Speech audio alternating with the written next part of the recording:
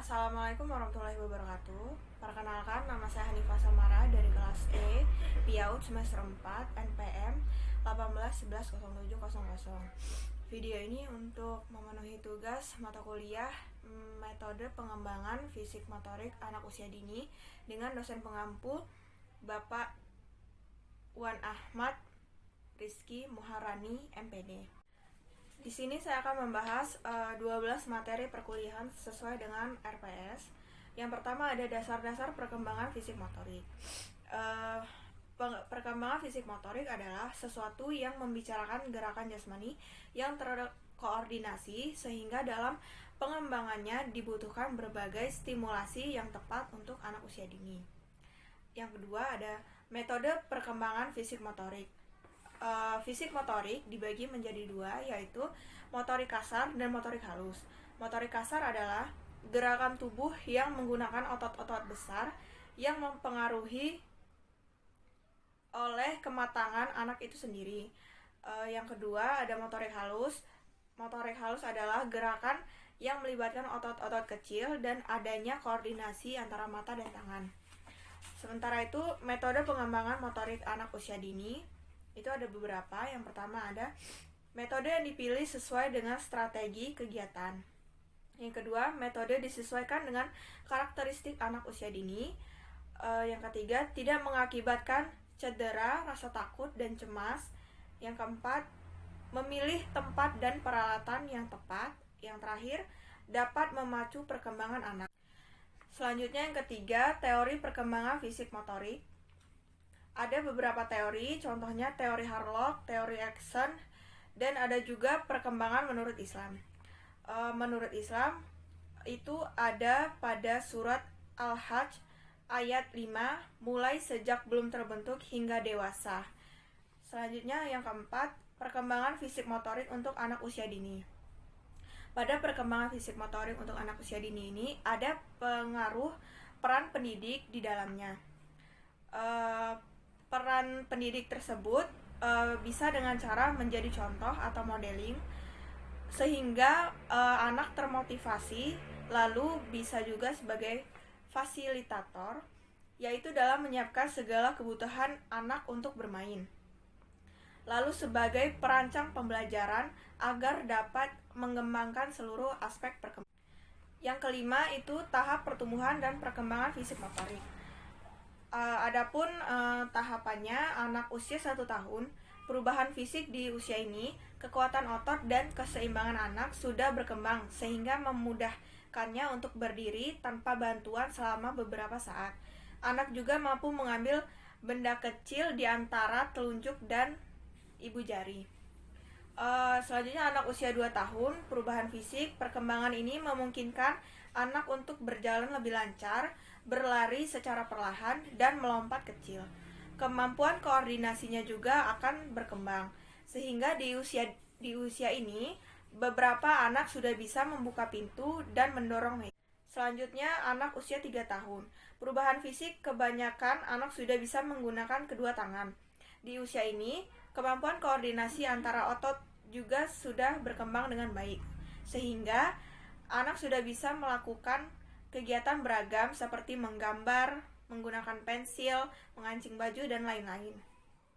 Anak usia 4 tahun, perubahan fisiknya yaitu anak sudah bisa naik turun tangga, melompat, menuangkan minum dengan bantuan, dan menangkap bola. Anak usia 5 tahun, perubahan fisiknya, kemampuan fisik anak sudah berkembang sangat baik, mulai dari kekuatan otot, keseimbangan, dan koordinasi otot-otot tubuhnya. Anak mulai bisa berlari cepat, berdiri dengan satu kaki, dan beberapa anak juga sudah mulai kehilangan gigi susunya. Anak usia 6 tahun, perubahan fisik, anak-anak cenderung ingin melakukan lebih banyak aktivitas fisik termasuk kegiatan olahraga di sekolah. Beberapa anak akan mengalami pertumbuhan tinggi dengan cepat.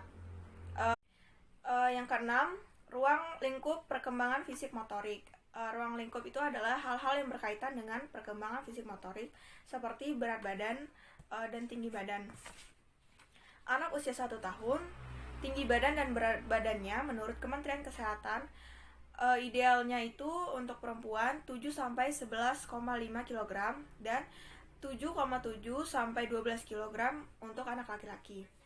Untuk anak usia 2 tahun, menurut Kementerian Republik Indonesia, berat badan idealnya yaitu 9 sampai 14,8 kg untuk perempuan dan 9,7 sampai 15,3 kg untuk laki-laki.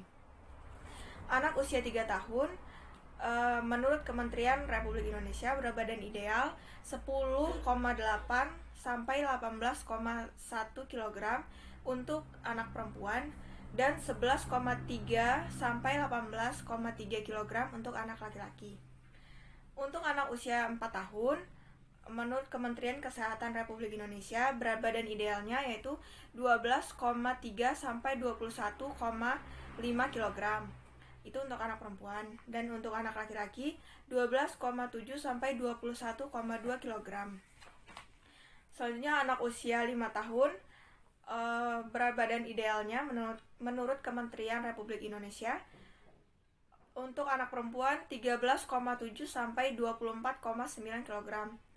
Dan untuk anak laki-laki 14,1 sampai 24,2 kg. Yang ketujuh, bentuk dan jenis permainan untuk perkembangan fisik motorik. Ada berbagai macam bentuk dan jenis permainan untuk perkembangan fisik motorik anak usia dini. Contohnya adalah play-doh, mengancing baju, melipat kertas, bermain bola, berlari estafet, dan lain-lain. Yang kedelapan, perkembangan fisik motorik melalui permainan kreatif. Permainan kreatif untuk mengembangkan fisik motorik anak yang dapat dilakukan setidaknya melalui 3 jenis bermain. Yang pertama ada latihan atau practice play, seperti berlari, memanjat, melompat, menari, bermain puzzle. Yang kedua, bermain simbol, yaitu bermain pura-pura untuk anak usia 2-4 tahun dan bermain drama untuk anak umur 4-7 tahun. Yang ketiga, permainan dengan aturan atau perlombaan. Contohnya seperti lari estafet. Yang kesembilan adalah indikator perkembangan fisik motorik anak usia dini. Anak sudah mampu mencapai tahap perkembangan yang sesuai dengan usianya. Yang ke-10 ada program pembentukan kesegaran jasmani, yaitu dengan latihan kekuatan, daya tahan, kecepatan, kelincahan, kelenturan, reaksi, ketepatan, keseimbangan, koordinasi, dan daya otot. Yang ke-11, unsur-unsur kesegaran jasmani. Ada 10 unsur kesegaran jasmani, yaitu yang pertama kekuatan. Kekuatan adalah kondisi tubuh dalam menggunakan otot untuk memaksimalkan tenaga ketika beraktivitas fisik. Yang kedua, daya tahan. Daya tahan adalah kemampuan seseorang dalam menggunakan organ tubuh dalam waktu yang lama dan tempo yang berbeda secara efektif dan efisien. Yang ketiga, ada kecepatan. Kecepatan adalah waktu yang dibutuhkan seseorang dalam melakukan gerakan yang berbeda dan berkesinambungan.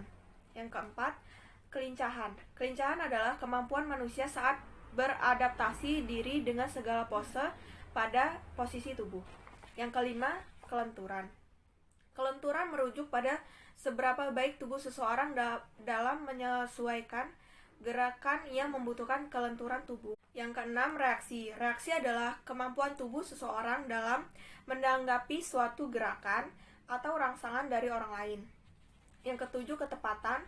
Ketepatan adalah kemampuan tubuh untuk mengendalikan gerakan terhadap sasaran.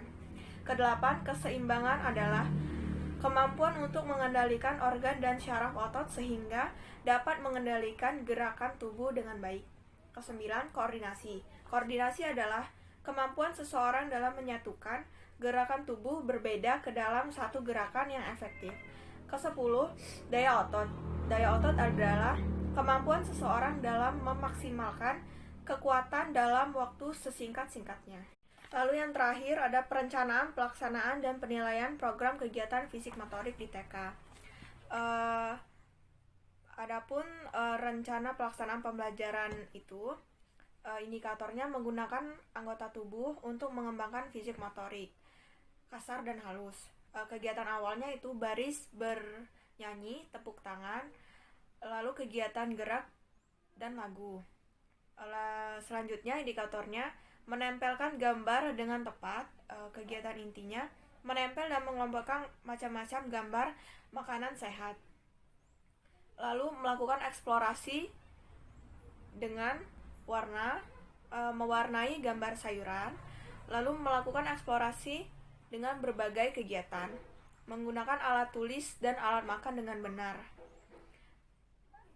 Dan selanjutnya istirahat, yaitu bermain, cuci tangan, berdoa, dan makan. Sebagai penutup, menceritakan kembali kegiatan yang telah dilakukan, lalu berdoa, salam, dan pulang. Sekian penjelasan dari saya. Wassalamualaikum warahmatullahi wabarakatuh.